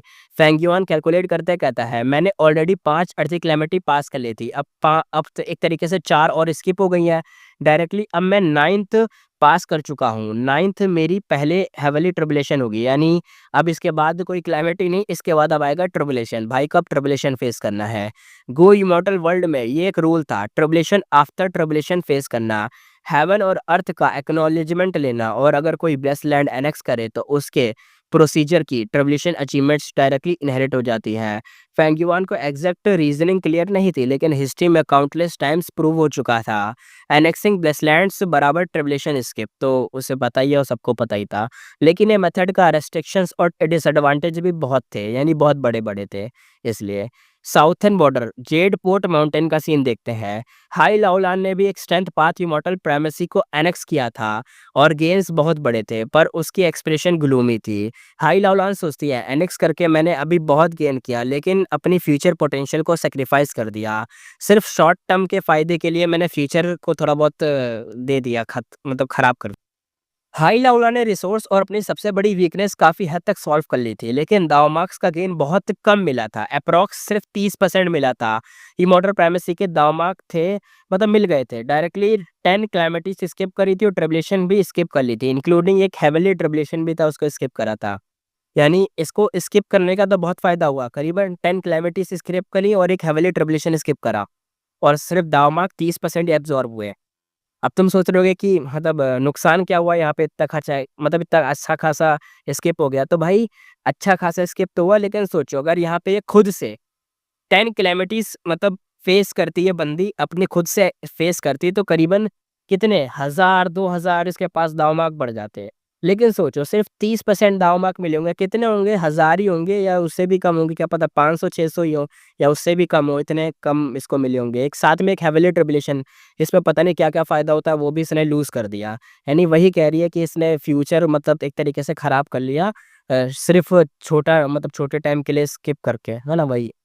उसके लिए एक ह्यूज लॉस था कि उसका फिजिक 10 एक्सट्रीम में से एक था। हर ट्रेवेशन बहुत पावरफुल होता, हर बार रिस्क के साथ ह्यूज दावमार्क भी मिलते। अब उसने एक बहुत बड़ा चांस लूज कर दिया था। हाई लेवल ने अंदर से सोचती है, चाहे मैं मतलब चाहूँ या ना चाहूँ, पर कभी भी क्या कर सकती हूँ? मैं कुछ नहीं कर सकती, मैं ऑलरेडी एबिस में अटकी हूँ। ये सब मेरी मर्जी का नहीं है, मुझे तो करना पड़ रहा है। सीधी सी बात है, यिंगवुशी की बात माननी पड़ रही थी। यिंगवुशी उसका ग्लूमी चेहरा देखकर अंदर ही अंदर स्माइल करता है। यिंगवुशी कहता है, चलो आगे बढ़ते हैं। टीम आइस टनल क्रॉस करके माउंटेन के अंदर और डीप चली गई। एक बड़े आइस वॉल के सामने पहुंचकर उन्होंने अंदर देखा हजारों ब्लू हार्ट्स को। ब्लू कलर के हार्ट्स थे। बाइनमिंग कंफ्यूज रहती है। ताई बर्नशेंक चिल्लाता है, ओ हेवेंस, ओ हेवेंस, ये सब तो आइस हार्ट्स हैं। हाई लाउलान भी शौक, और इनमें से कुछ ट्विन आइस हार्ट हैं, रैंक 7 इमॉर्टल मटेरियल इतनी क्वांटिटी में। नॉर्मली क्वाइट शीनू भी थोड़ा-सा एकदम सोचता है कि अरे भाई कितना खतरनाक है, वो भी कहता है अनबिलीवेबल। अगर साउथर्न बॉर्डर के गोई मॉर्टर को पता चला तो भाई ब्लड रिवर तक बह जाएँगी, यानी खून की नदियाँ बह जाएँगी। अगर यहाँ पे ऐसा कुछ देख लिया, लड़ाइयाँ हो जाएँगी, भाई सर कटेंगे। अब पता चलता है बैकग्राउंड का। जेड पोर्ट माउंटेन के सरफेस पे जेड स्टोन और जेड गू मिलते थे, जो यू क्लैन के विलेज के मॉर्टल्स के लिए सर्वाइवल का बेस था। विलेज में रैंक 5 गू मास्टर थे, पर गू इमॉर्टल के लिए उनका कोई मतलब वेट नहीं था। कोई सोच भी नहीं सकता था कि इमॉर्टल्स के कंट्रोल वाले माउंटेन के अंदर इतने रेयर इमॉर्टल मटेरियल छुपे हो सकते हैं। यिंग वुल्शी आगे कहता है, जेड पोर्ट माउंटेन सरफेस पे तो कुछ खास नहीं है, इजिली इग्नोर होता है। सेडोसेक्ट भी यहाँ एक कोइंसिडेंस से आया था। नॉर्मली एक तरीके से नेचुरली बनने वाले आइस हट इतनी क्वांटिटी में नहीं होते। सैडोसेट के गू इमॉर्टल ने यहाँ एक गू फॉर्मेशन लगाई थी, इस वजह से गू ब्रीडिंग ग्राउंड बनाने के लिए, शायद उसी वजह से ऐसा हुआ है। पास्ट में यहाँ एक आइस हर्ट इमॉर्टल गू एक नरिश हुआ था, लेकिन वो ऑलरेडी ले लिया गया। अब एक आइस हार्ट इमॉर्टल गू रेडी हो चुका होगा अब तक दोबारा, यानी पहले आया होगा, अब दोबारा बन गया, पहले कोई ले गया होगा। आगे इसने बोला, बाइनिमिंग जाओ वो इमॉर्टल को रिट्रीव करो, जैसे मैंने तुम्हें मेथड सिखाया था। बाइनिमिंग कहती है ऑलराइट। वो सीधा आगे बढ़ती है, यिंगवुशी के इंस्ट्रक्शंस को फॉलो करके दोनों हाथ आईसी वॉल पे रखती है।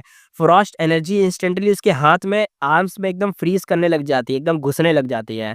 हाई लाउलान की आईब्रोज एकदम भाई ऊंची हो जाती है। ताई बर्नशेंक का फेस भी हिल जाता है, वो बोलने ही वाला होता है। यिंगवुशी सिर्फ फ्लैटली स्माइल करता है, शीनू का एक्सप्रेशन लेस खड़ा रहता है। बाइनिमिंग फ्रीज होने के बावजूद एंड्योर करती है। फ्रॉस्ट इसकी पूरी बॉडी में घुस से एकदम उसे ऑलमोस्ट डेथ में ले जाती है, पर उसकी एक जो आइस थी वो बड़ी डिटर्मिनेशन से भरी हुई थी। उसका जो जिद्दीपन था वो तो पूरी आइस वॉल को एकदम तोड़ते जा रहा था। बाइनिमिंग अंदर से कहती है एंड्योर करना होगा, मर भी गई तो क्या, इंटरेस्टिंग ही होगा ना। तीसरा, और शैडो सेट को अब मेन पावर चाहिए, एक तरीके से उसका मैन पावर चाहिए ना, तो यिंग वुशी मुझे रिक्रूट करने में इतना एफर्ट लगा रहा है, तो मुझे भी एक तरीके से थोड़ा फायदा तो लेना ही चाहिए। और मुझे ऐसे ही मरने तो देगा नहीं जो ऐसा कहेगा कि जाके ले ले। उसे भी पता होगा मैं ज़िंदा रहूँगी, मैं कर सकती हूँ। और जैसा एक्सपेक्ट किया था चेंज आता है। वॉल के अंदर ब्लू आइस हर्ट हिलना शुरू होते हैं। पहले हल्की वाइब्रेशन फिर स्ट्रॉन्ग। उस सेकंड में पूरी आइस वॉल क्रैक हो जाती है। स्पाइडर वेब जैसी लाइन्स बन जाती है। एक डीप क्रैक से इमॉर्टल गू का ऑरा बाहर निकलता है। ताई बर्नशिंग हेल्प करने ही वाला होता है, क्योंकि वाइल्ड इमॉर्टल को पकड़ना एक्सट्रीमली हार्ड होता है। अगर मिस हुआ तो चांस खत्म, लेकिन इंग्विशी बिल्कुल शांत रहता है। हाई लेवलान शीनो भी साइलेंट खड़े रहते हैं। तब ताई बर्नशिंग ऑलमोस्ट ताई मैं कह रहा हूँ, बाइनिमिंग ऑलमोस्ट डेथ के एकदम पास आ जाती है। पूरी बॉडी एकदम जमने जा रही थी। इसी डाइंग स्टेट में उस वाइल्ड इमॉर्टल गो को अट्रैक्ट कर लिया था। इमॉर्टल गो धीरे धीरे फ्लाई करके डायरेक्टली बाइनिमिंग के पास आता है, उसके हाथ में गिरता है। इमॉर्टल गो का साइज बेबी फिस्ट जैसा था, शेप स्पाइडर जैसा था। बॉडी वाइट थी और 8 क्लॉ थे उसके, और बैक पर ब्लू फ्लारी मार्क्स बने हुए थे घोस्ट के, जो चिल्ला रहा था ऐसे। और ये था रैंक 6 आइस सोल इमॉर्टल गो। बाइनिमिंग तुरंत अपना पैंथम प्राइमेसी ओपन करती है। आइस सोल इमॉर्टल गो उसमें घुस जाता है। पैंथम प्राइमेसी अगर तुम्हें पता नहीं है तो मैं बता देता हूँ। पैंथम प्राइमेसी अगर वो एक्टिवेट करेगी तो ये लौंडा बन जाएगा, मतलब अपनी बाइनिमिंग लौंडा बन जाएगी, और इसका पावर रैंक 6 इमॉर्टल के बराबर हो जाएगा इसलिए, और वो इमॉर्टल गो को कैरी कर पाएगी, क्योंकि असल में तो ये रैंक 5 ही है, लेकिन पैंथम प्राइमेसी की वजह से ये रैंक 6 है। और ये चीज़ें किसकी वजह से हुई है? ये उन्हीं शैडो सेट की अरेंजमेंट्स की वजह से इसके पास ऐसा सब है। आगे देखते हैं। अब वो उसके पास चला जाता है, जैसे ही प्राइमेसी बंद होता है, यिंगवुशी इंस्टेंटली उसकी इंजरीज़ को हील करता है, उसे डेथ से वापस खींच लाता है। यिंगवुशी स्माइल करके कहता है, गुड, आइस सोल इमॉर्टल को अब तुम्हारे प्राइमेसी में है, एस्केप नहीं कर सकता। अब रिफाइनिंग बहुत ईज़ी होगा। हाई लाओलान की आइस शाइन कर दी है। हाई लाओलान कहती है, समझ गई, इस इमॉर्टल गू का बाइनेमिंग से स्ट्रॉन्ग कनेक्शन है, क्योंकि उसके पास है northern dark ice soul physique. आगे देखते हैं, यिंग वुशी कंफर्म करता है, एग्जैक्टली ये फिजिक का ऑरा आइस सोल इमॉर्टल गू को इंटेंस अट्रैक्शन देता है, इसलिए मैंने बाइनिमिंग को बिना डिफेंस के कैप्चर करने को बोला, ताकि उसकी फिजिक का ऑरा फुल फोर्स में रिलीज हो। और जब वो ऑलमोस्ट डेथ पे थी, तभी इमॉर्टल गू ने उसे हार्मलेस समझा और ऑटोमेटिकली उसके पास आ गया। ताइबन शेंग कहता है, सो दैट्स इट। शीनू यहाँ पे लॉयल्टी से कहता है, लॉर्ड फेंगयुआन इज ट्रूली वाइस। आप जानते ही हो ना, यिंग वुशी को ये लोग फेंगयुआन कहते हैं, ताकि ताइबान शेंग मतलब शक ना करे इस पे। आगे देखते हैं। यिंगवुशी ज़ोर से हँसता है। यिंगवुशी कहता है, हाँ, हाँ, हाँ, शैडो सेक्टर मैसिव है। अनलिमिटेड रिसोर्स के साथ मेरे साथ रहोगे तो तुम्हें बहुत फ़ायदे मिलेंगे, जैसे ये आइस वॉल। शैडो सेक्टर ने हज़ार साल तक मेहनत करके नेचुरल एनवायरनमेंट कॉपी किया और इससे गो रिफाइनमेंट ग्राउंड बनाया। हमारे कल्टीवेशन मेथड्स तुम इमेजिन भी नहीं कर सकते। अगर तुम्हारी एप्टीट्यूड लो है, तो भी हम उसे राइज़ कर सकते हैं, बढ़ा सकते हैं। दाँव मार्क कम है, तो भी हम उसे बढ़ा देंगे। सब कुछ पॉसिबल है। हाई लाओलान का दिल एक तरीके से हिल गया। उसे समझ आता है कि ये बात सीधा उसके लिए ही थी। यानी मतलब था ना, हाई लाओलान कितना एकदम खराब-सा फेस बना हुआ था कि यार मैंने इतने सारी चीज़ें छोड़ दी, 10 साल की चीज़ें छूट गई मेरी, वही क्लाइमेटी ट्रबलेशन स्किप हो गए ना, उस चीज़ की उसे टेंशन थी। तो ये बात उसको हिट कर रही थी कि अरे टेंशन मत ले, मैं हूँ तेरे साथ, वही बात थी। हाई लाओलान अंदर से सोचती है, बंदा लीडर बनना सीख गया है और बहुत फास्ट इम्प्रूव कर रहा है। यिंगवुशी हाथ वेव करता है। यिंगवुशी कहता है, चलो अब चलते हैं। Next target, Bai Xiang grow to heaven. अब सीन यहाँ पे शिफ्ट होता है नॉर्थर्न प्लेन्स की साइड का।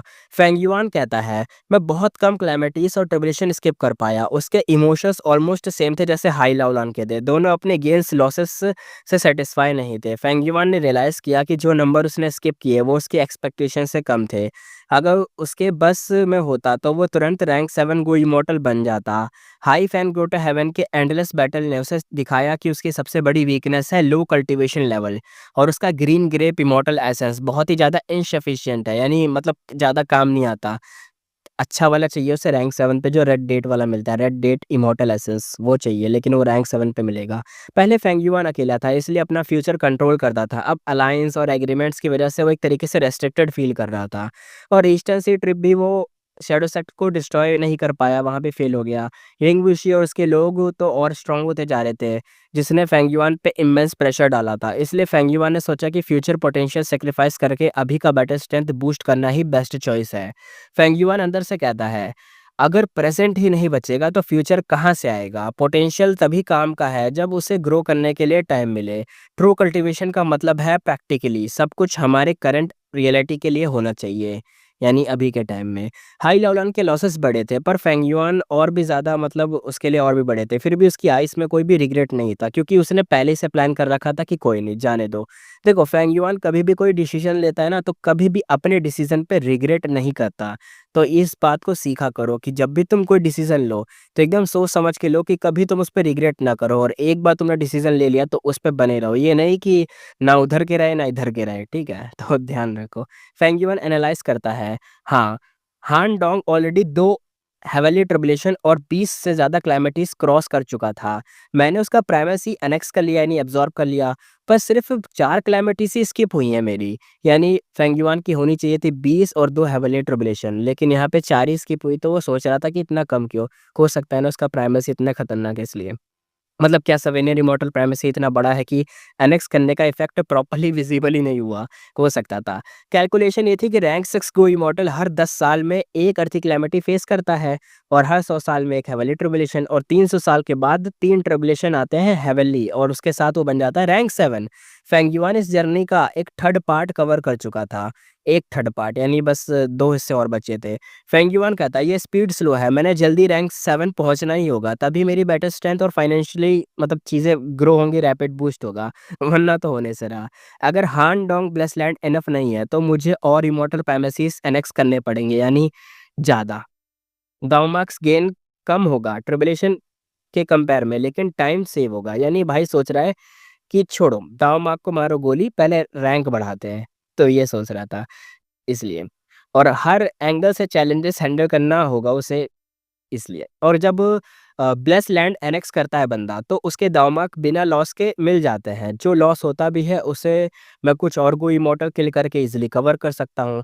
यानी भाई कहना चाह रहा है कि देखो, जैसे हाई लाउलान ने क्या करा, एब्ज़ॉर्ब करा, एनेक्स करा, तो उसको जो कि ब्लेस लैंड था 60 डाउन मार्क मिलने थे, 60 की जगह उसे 30 ही मिले। मतलब 30 भी क्या 10 मिले होंगे, क्योंकि 30% मिला था, यानी बहुत कम। लेकिन फेंगयुआन ने एब्ज़ॉर्ब करा तो उसे पूरा मिला जितना मिलना चाहिए था।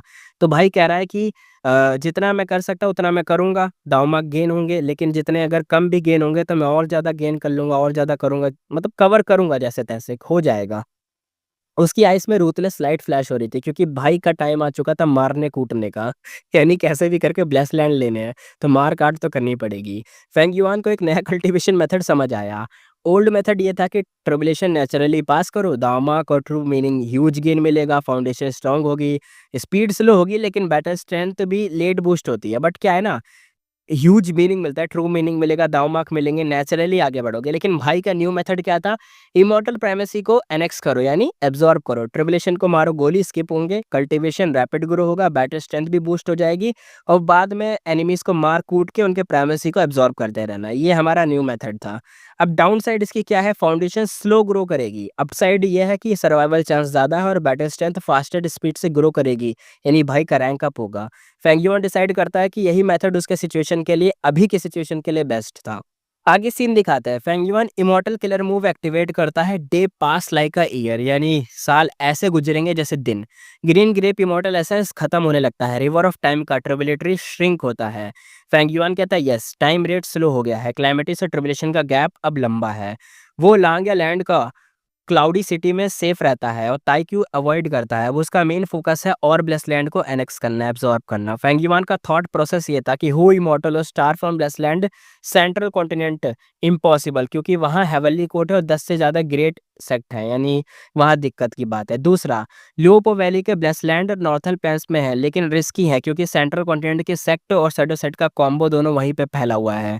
वहाँ पे चीज़ों को करना थोड़ा-सा मुश्किल होगा। इवन प्रिंस फेंगशियान रैंक के मतलब वहाँ पे इन्वॉल्व हो जाएगा, तो वो भी छोड़ दिया था भाई ने। तीसरा था उसका ईस्टर्न सी का प्लान, कि सिटी वेल में उसने पहले कई ब्लेसलैंड को लूट लिए थे। सबसे टेम्पटेटिंग था डिंग क्यूआई ब्लेसलैंड, ब्लड पाथ का रैंक 7 वाला था वो। अब प्रॉब्लम विद क्या थी डिंग क्यूआई ब्लेसलैंड में, डिंग क्यूआई वाले लैंड स्पीड की कंडीशन थी। उसने बोला था ब्लड रिवेंज, इमॉर्टल गो रेसिपीज कंप्लीट करना होगा। फेंगयुआन के पास लाइट ऑफ विजडम नहीं है, और रेसिपी सिर्फ 10% ही कंप्लीट थी जो वो दे रहा था, तो बहुत ज़्यादा कॉस्टली और टाइम वेस्ट होता, इसलिए भाई ने उस टाइम पे छोड़ दिया था। उसका पुराना cultivation method tribulation naturally face करना था, इसलिए उसने पहले इग्नोर किया था उस टाइम पे। अब सिचुएशन चेंज हो गई थी, यंगुशी और गैंग मारे, मतलब एक तरीके से जो उनकी एक होता है ना, उनकी गैंग बीच में उंगली कर रही थी, स्ट्रांग हो रहे थे, उंगली कर रहे थे फेंगयुआन को, स्ट्रांग हो जा रहे हैं। वो नहीं था जैसे उसने फंसाने की कोशिश करी थी यंगुशी ने फेंगयुआन को, तो उसके लिए वो थोड़ा था कि भाई वो तो मुझे टारगेट कर रहे हैं और अपनी स्ट्रांग बढ़ाए जा रहे हैं, अपने आप को स्ट्रेंथ करे जा रहे हैं, वही दिक्कत थी।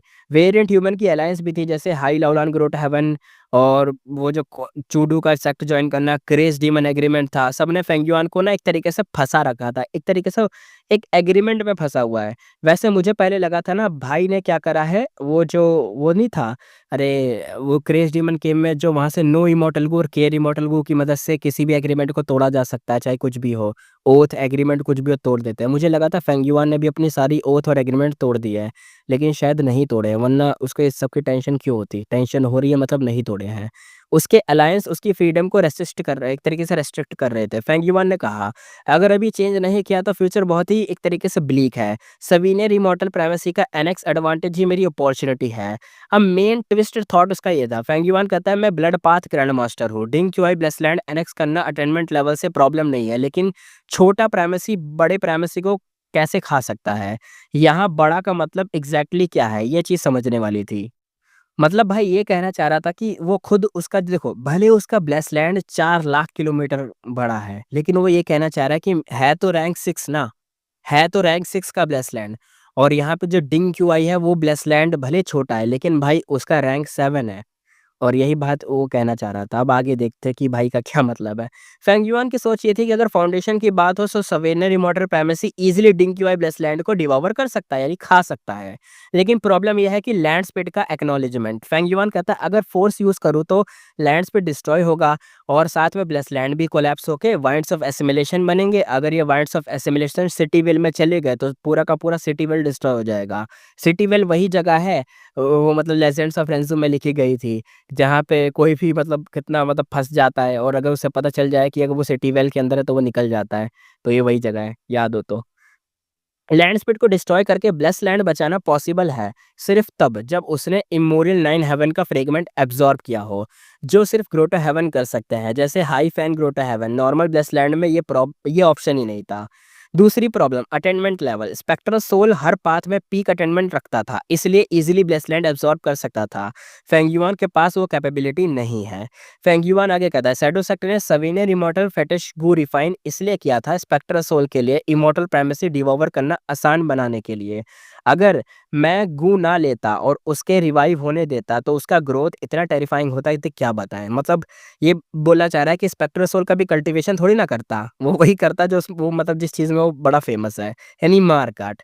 भाई का हर शायद ना उसका जो हर लेवल है, वो जो अटेनमेंट लेवल होता है ना हर किसी में, जैसे फायर हो, वाटर हो, वाइंड हो या ब्लड हो या किसी भी अटेनमेंट लेवल हो, स्ट्रेंथ कुछ भी हो, हर पाथ में भाई का शायद ग्रेट ग्रैंड मास्टर था, इसलिए वो हर बंदे को मार कूट के उसका प्राइमेसी अब्जॉर्ब करता। कल्टीवेशन नहीं करता वो भाई, मारो कूटो और अब्जॉर्ब कर लो और लेवल बढ़ाओ, वो ऐसा करता है, इसलिए कह रहा है। स्पेक्ट्रल सोल के मेथड्स क्लियर होते हैं, गो इमॉर्टल को किल करके उन्हें के दाव मार्क्स लेना, इमॉर्टल प्राइमेसी को छोड़ देना। मतलब एब्ज़ॉर्ब नहीं करना, छोड़ देना ही क्या? ये डायरेक्ट इमॉर्टल प्राइमेसी एनेक्स करके ट्रिब्यूलेशन स्किप करना। हाँ, वही तो। एक ऑप्शन वो वाला, एक ऑप्शन ये वाला। दोनों कॉम्बो यूज़ करके सबसे फ़ास्ट प्रोग्रेस करना पॉसिबल था। फेंग युआन आगे कहता है नो वंडर वो सक्सीड हुआ था मेरी पास्ट लाइफ़ में और इसीलिए हेवेंसविल ने मुझे पास्ट में भेजकर उसे रोकना चाहा। उसकी गेज़ साउथ की तरफ जाती है, साउथर्न बॉर्डर। वहीं पे जायंट ड्रीम रेलम है, जहाँ स्पेक्ट्रल सोल का रेमेंट सोल भी मौजूद है और इंग्विशी उसे बचाने में लगा है। फेंग युआन कहता है attainment level, dream realm, southern border, वही मेरा कल्टीवेशन अपॉर्चुनिटी है। सीन यहाँ पे स्विच होता है। Snowy mountain, first peak, lady Wanshu, फिर मा होंग्यून के सामने आती है और हाथ में लाइटनिंग बॉल लेकर आती है। मा होंग्यून कहता है नहीं, तुम मुझे फिर से शॉक करना चाहती हो। लेडी वांशु हंसते हुए कहती है गुड, तुम्हें पता तो है। लाइटनिंग उसकी बॉडी में घुस जाता है, माँ ग्यूहिन चिल्लाता है, बॉडी ट्विच करती है, खून आंख से निकलता है, बहने लगता है, लेकिन बार बार वो सिर्फ 30% से ज़्यादा टाइम को रेसिस्ट नहीं कर पाता, यानी थोड़ी देर रेसिस्ट करता है फिर बेहोश। लेडी वांशु दोबारा कहती है उसकी कल्टीवेशन फिर बढ़ गई और रेसिस्टेंस भी स्ट्रांग हो रहा है। जितनी बार लाइटनिंग अटेंडमेंट मतलब लाइटनिंग रिफाइनमेंट हो रही है उतनी ही फेलियर चांस बढ़ रहे हैं। अगर अभी मेथड बदला तो पूरा इमॉर्टल गो रेसिपी चेंज करना पड़ेगा, हाफ मटेरियल वेस्ट हो जाएँगे। स्नोई माउंटेन इस कॉस्ट को अफ़ोर्ड नहीं कर सकता। वो बहुत ज़्यादा वरीड फ़ील कर रही थी क्योंकि भाई दिक्कत वाली बात है। वैसे ये हेवेंसविल अलग चीज़ है और भाई ये जो मा होंग्यून है, ये तो भाई हेवेंसविल को अपने उस पे रखता है यार। मतलब क्या बोलूँ भाई, मा होंग्यून के सामने हेवेंसविल तो कुछ नहीं है। मा होंग्यून के पास भाई क्या बोले यार, उसका इसका लक ना हेवन को भी नीचे गिरा रहा है। भाई के आगे हेवन भी मोहताज है उसका। क्या बोले? सोच रहे हो इसकी कल्टीवेशन बढ़ी जा रही है, ये बंदा कल्टीवेशन में रैंक अप किए जा रहा है, रैंक अप किए जा रहा है, रैंक अप। ये बंदी फेल होते जा रही है, वो रैंक अप किए जा रहा है। ये रिफाइन ही नहीं कर पाएगी उस गू को और ऐसे ही के ऐसे ही रह जाएँगे, उसका कल्टीवेशन बढ़ता चला जा रहा है और ऐसी-ऐसी चीज़ों में फँसे जा रहे हैं, कितनी कॉस्ट बढ़ी जा रही है। अगर वो बंदा गलती से भी इतना ऊँचा हो गया कि ये मतलब भाग गया या कुछ हो गया या इनको मारने लग गया तो दिक्कत हो जाएगी। अब आगे सीन दिखाया जाता है नॉर्थर्न प्लेन्स क्रेज डीमन केव का। यहाँ पे नॉट इमॉर्टल नाम का बंदा कहता है लिu गुआंगी, हम तुम्हारा इंतजार कर रहे थे। फेंगयुआन और चूडू केव के नीचे जाते हैं और मतलब जाते हुए बात कर रहे थे। फेंगयुआन कहता है रिसेंट डेमोनिक साउंड ज्यादा हो रहे हैं क्या? नॉट इमॉर्टल कहता है हाँ, इसलिए रूट मॉडिफाई करना पड़ेगा। जब साउंड्स आएंगे दामाक्स कियोस में चले जाएंगे, बीस्ट क्रेजी होंगे और बायोम चेंज होगा। यहाँ पे पांग शांग उठा, चूडू को देखा, कहता है you are here again brother Chu. फिर फेंगयुआन को देखा, कहता है ब्रदर लियू, तुम्हारी कैपेबिलिटी पता है, बाद में एग्रीमेंट डिस्कस करेंगे। फेंगयुआन कहता है क्रेज डीमन एग्रीमेंट कैसे एस्टेब्लिश करेंगे? पांग शान कहता है थर्ड लास्ट लेयर जाना पड़ेगा, मैं नहीं जा सकता। नॉट इमोर्टल कहता है फॉलो मी। डीपर मतलब देखो जितना वो अंदर जाएंगे ना ज्यादा मतलब गहराई में ज़्यादा जाएँगे और दिक्कत होगी वहाँ पे। नॉट इमॉर्टल कहता है कि डिटॉर स्ट्रेट से फास्टर है यहाँ। चूडू कहता है जब पहुँचेंगे सरप्राइज़ मत हो। फेंगयुआन अब यहाँ पे एंटर करता है थर्ड लास्ट लेयर में। ब्राइट लाइट हर जगह थी। रॉक्स और सॉइल से दामाक लाइट निकल रही थी। फेंगयुआन शॉक होते हुए कहता है ये सब क्वासी रैंक 9 इमॉर्टल मटेरियल के दामाक हैं। नॉट इमॉर्टल कहता है हा हा हा डेंस है, यूज़ नहीं कर सकते। चूडू कहता है मुझे भी पहली बार शॉक लगा था। नॉट इमॉर्टल कहता है यहाँ ऑलमोस्ट बैटलफील्ड किलर मूव जैसा स्टेट है, मूव करना टफ है। ब्रदर लियू ट्राई करो। फेंगयुआन कहता है नहीं, मैं बिलीव करता हूँ, मतलब मैं बिलीव कर लेता हूँ आप जो कह रहे हो, मेरे को ट्राई करने की ज़रूरत नहीं है।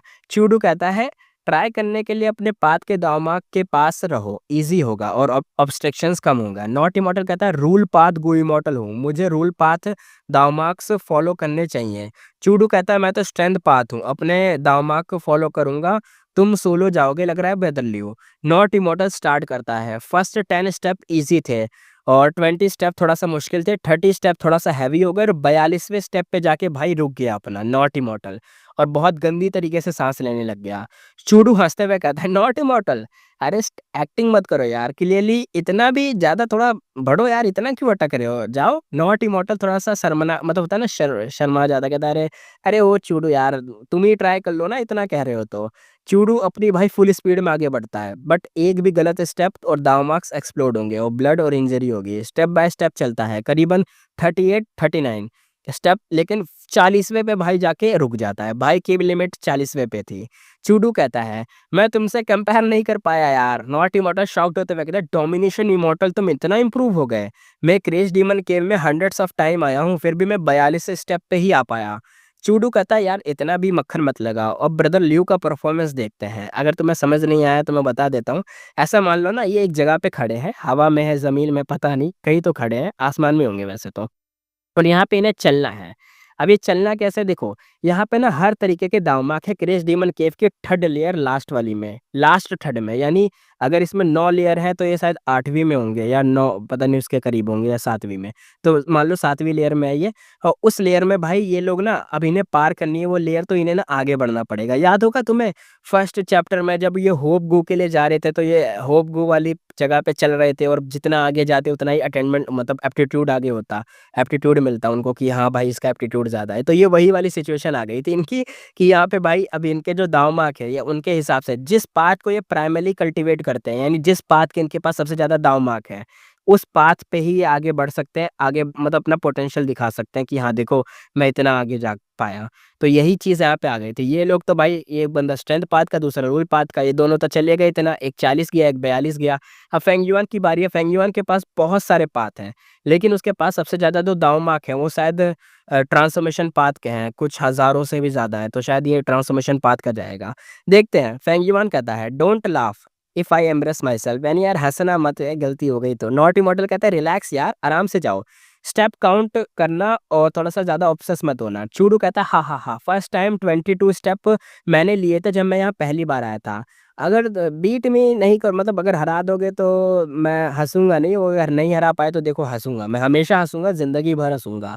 फेंगयुआन इंटरनली अपने आप ही कहता है, अपने से अपने मन में कहता है ये दोनों पर्पसली मेरे को प्रोव कर रहे हैं, अगर मैं वीक हुआ क्रेश डीमन एग्रीमेंट भी नहीं होगा और involving limitless demon vulnerable internal life secret में अच्छा शो दिखाना पड़ेगा। यानी भाई कहना चाह रहा है कि ये बस ऐसे ही मुझे प्रोव कर रहे हैं ताकि मैं ना अपना फुल पोटेंशियल दिखाऊं, क्योंकि अगर मैंने गलती से भी ये मतलब होता है ना, फेंगयुआन हमेशा अपनी स्ट्रेंथ को हाइड करता है, दिखाता नहीं है कि कितना पावरफुल हूँ।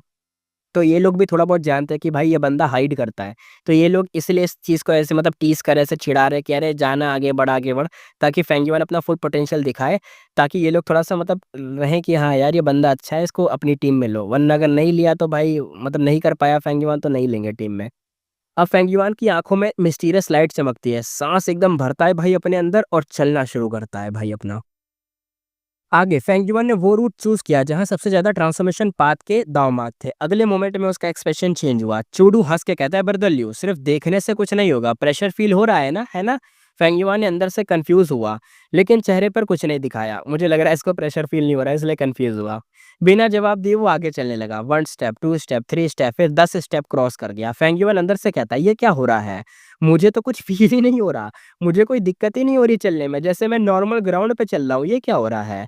उसने गेस लगाया, चूडू और नॉट इमॉर्टल को प्रेशर इसलिए लगता था क्योंकि दावमार्क कॉन्फ्लिक्ट करते थे। यहाँ बहुत ही सारे दावमार्क हैं और उनकी बॉडीज़ में भी थोड़े बहुत दावमार्क हैं, इसलिए रूल पाथ या स्ट्रेंथ पाथ के दावमार्क फॉलो करने के बाद भी नियर बाय मार्क उन पे प्रेशर डाल रहे हैं। लेकिन मैं तो अलग हूँ, मेरे पास तो सवेनियर इमॉर्टल बॉडी है, इसमें सारे के सारे दावमार्क्स तुम भी आ जाओ, तुम भी आ जाओ, तुम भी वाला मतलब वो वाला सीन है। यहाँ दामाक किलर मूव मतलब एक तरीके से नहीं डाल रहे मेरे पे कुछ नहीं हो रहा, ऑफेंसिव पावर नहीं है, मुझे इफेक्ट ही नहीं कर सकते क्योंकि मैं ट्रांसफॉर्मेशन पाथ पे चल रहा हूँ। अगर साइड में फायर पाथ का भी कोई दाव मार्क होगा तो वो अगर मेरे पे प्रेशर डालेगा कुछ होगा ही नहीं क्योंकि मेरे पास फायर पाथ का भी है तो मुझे कोई फर्क ही नहीं पड़ता। ऑफ कोर्स ये सिर्फ एक गैस है, शायद कुछ और भी हो सकता है, अभी कंफर्म नहीं था। फैंग युआन चलता रहा, स्टेप आगे बढ़ते रहे, नॉट इमॉर्टल चूडू के एक्सप्रेशन चेंज होने लगे। नॉट इमॉर्टल शॉक में कहता है ये ली गुआंगी कितना स्ट्रांग है। चूडू अंदर से कहता है वो 20th स्टेप पे चला गया और अभी भी शांत है। पहली बार यहाँ आया था तो हर स्टेप स्ट्रगल किया था मैंने।